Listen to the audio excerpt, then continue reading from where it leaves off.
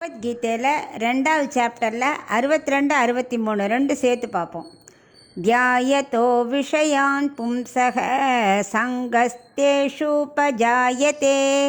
சங்காத் சஞ்சாயதே காமக காமாத் குரோதோ அபிஜாயதே क्रोधात् भवति सम्मोहः सम्मोहात् स्मृतिविभ्रमः स्मृतिभ्रंशात् बुद्धिनाशाः புத்திநாஷாத் பிரணஷ்யதி. இப்போ இதுக்குள்ளே அர்த்தத்தை பார்க்கலாம். 61 அவர் என்ன சொன்னார்?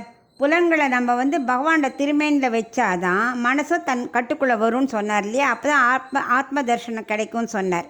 இப்போ இதில் என்ன சொல்ல போகிறார்னா, பகவானோட திருமேனியில் புலன்களை வைக்காட்டா என்ன விளைவுகள்லாம் ஏற்படும் அப்படின்னு இந்த 2 ஸ்லோகத்துலேயும் கூறுறார்.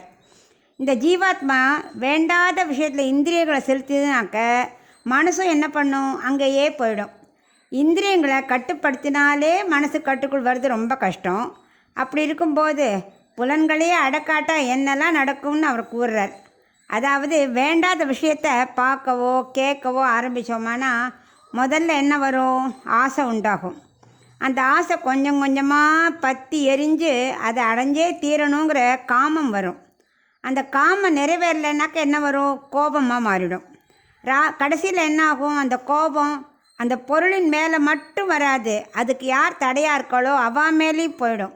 ஸோ கோபம் முத்தினா பாவச் செயலை செய்ய தூண்டும். ஏன்னாக்க எதை செய்ய வேண்டும் என்று பகுத்தறிவே போயிடுமே, அறிவு வேலை செய்யாதப்போ. அதனால் மனம் தடுமாறி செய்யக்கூடாத செயலை செய்ய தூண்டும்.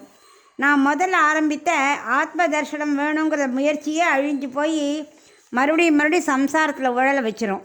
எனவே ஆத்மஸ்வரூபமே மறந்து போயிடும் என்று புலன்களை பகவானின் திருமேனில் வைக்காட்டா வரும் தீமைகளை பற்றி இவன்கிட்ட டீட்டெயில்டாக சொல்கிறார்.